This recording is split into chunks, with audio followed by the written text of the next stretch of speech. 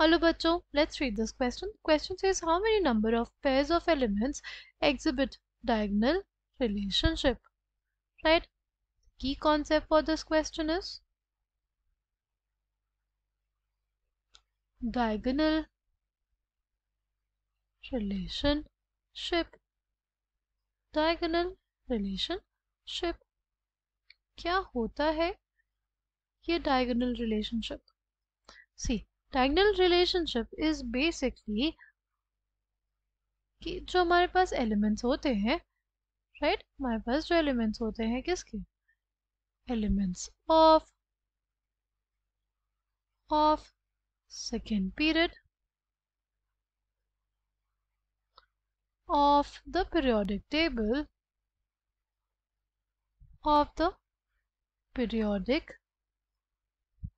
table show similarity. जो हमारे पास elements होते हैं सेकेंड पीरियड के, राइट, वो सिमिलैरिटी दिखाते हैं किसके साथ? Similarity in properties. Show similarity in properties with the elements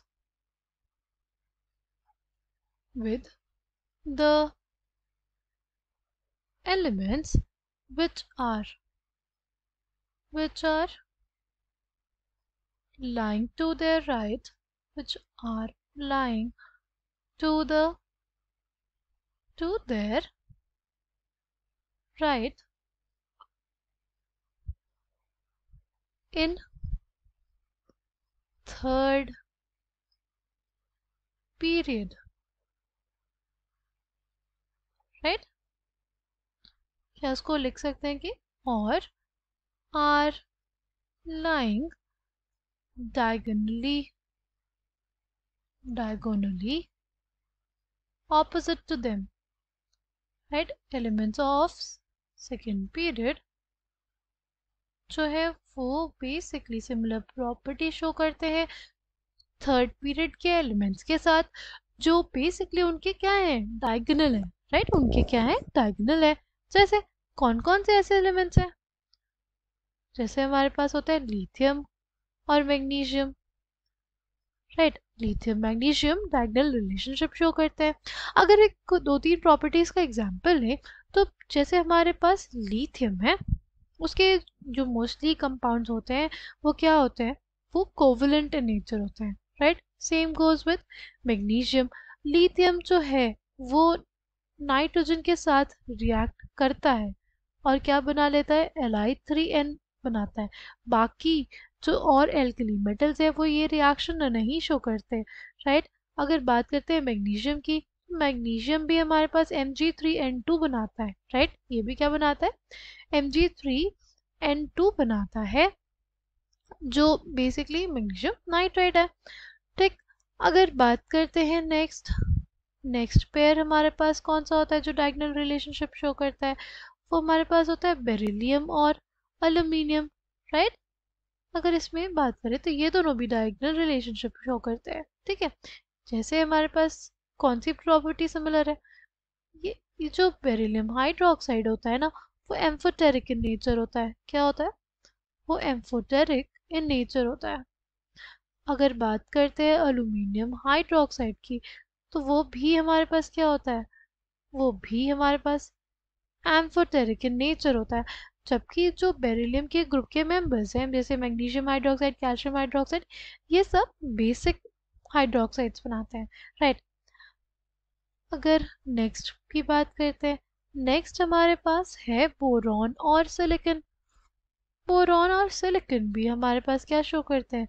diagonal relationship show करते हैं, राइट? अगर बात करें नेक्स्ट है carbon and phosphorus. Carbon and phosphorus भी डायगोनल रिलेशनशिप को शो करते हैं. नाइट्रोजन और सल्फर भी डायगोनल रिलेशनशिप शो करते हैं. और ऑक्सीजन और क्लोरीन भी हमारे पास क्या शो करते हैं?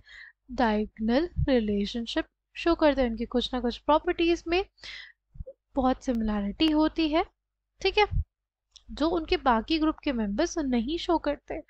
ठीक, आखिर इस डायगोनल रिलेशनशिप का रीज़न क्या था? उसका बेसिकली जो रीज़न दिया गया वो दिया गया कि हो सकता है कि हमारे पास इलेक्ट्रोनेगेटिविटीज की वजह से हो रहा है ऐसा। इलेक्ट्रोनेगेटिविटी कॉन्सेप्ट, ये कॉन्सेप्ट ये है कि हमारे पास इलेक्ट्रोनेगेटिविटीज ऑफ एलिमेंट्स है इंक्रीज करती है on moving left to right in a period, but decrease करती है डाउन द ग्रुप, राइट। हमारे पास जो इलेक्ट्रोनेगेटिविटी होती है वो डिक्रीज करती है, decreases down the group, decreases down the group. Electronegativity decreases down the group and increases a longer period. ठीक है, तो ये दोनों ही क्या है, कॉन्ट्रास्टिंग इफेक्ट्स हो जाते हैं, राइट। दोनों ही क्या है, दोनों ही बहुत ही कॉन्ट्रास्टिंग इफेक्ट्स है। इस वजह से हमारे पास हमें डायगोनल रिलेशनशिप देखने को मिलती है। जैसे अगर इस बात को समझना चाहें तो देखो, फ्लोरीन, क्लोरीन, ब्रोमीन है, हमारे पास है ऑक्सीजन, सल्फर, सेलेनियम, ठीक। अब ऑक्सीजन की इलेक्ट्रोनेगेटिविटी जो होती है फ्लोरीन से कम होती है, राइट, ठीक। बट हमारे पास जो क्लोरीन है, राइट, उसकी भी इलेक्ट्रोनेगेटिविटी फ्लोरीन से कम है, ठीक। तो इसी वजह से अब ये दोनों क्या करने लग जाते हैं, ये दोनों सिमिलर प्रॉपर्टीज शो करने लग जाते हैं, क्योंकि हमारे पास दोनों की इलेक्ट्रोनेगेटिविटी क्या है, कम है फ्लोरीन से, राइट। दोनों इफेक्ट क्या हो जाता है, काउंटर बैलेंस कर देते हैं एक दूसरे को, ठीक है। अगर हम लोग बात करें ऑक्सीजन की इलेक्ट्रोनेगेटिविटी की, वो 3.5 होती है और क्लोरीन की कितनी होती है, 3.1, राइट। तो मे बी हमारे पास जो डायगोनल रिलेशनशिप है उसका रीज़न क्या हो जाता है, इलेक्ट्रोनेगेटिविटी हो जाए इनकी। और दूसरा जो एक्सप्लेनेशन दिया गया है इसके लिए, दूसरा जो एक्सप्लेनेशन दिया गया वो था क्या, पोलराइजिंग पावर कॉन्सेप्ट। क्या था, polarising power concept, right. Now अगर हम लोग बात करते हैं पोलराइजिंग पावर कॉन्सेप्ट की, तो हमारे पास जैसे जो रेशियो ऑफ केटाइन, मतलब रेशियो होता है केटानिक चार्ज का और केटानिक साइज का, राइट, वो हमें क्या बताता है, polarising power of a given cation. तो अगर हम लोग लेफ्ट से राइट मूव करते हैं across a period, cationic charge तो बढ़ रहा है और केटानिक साइज घट रहा है। इसी वजह से जो मैग्नीट्यूड आता है वो हमारे पास क्या हो जाता है, magnitude of polarising power of the cations increases. On the other hand, on moving down the group, cationic charge तो हमारे पास सेम रहता है बट केटाइनिक साइज इंक्रीज कर जाता है, तो इसके वजह से जो पोलराइजिंग पावर है वो डिक्रीज कर जाती है।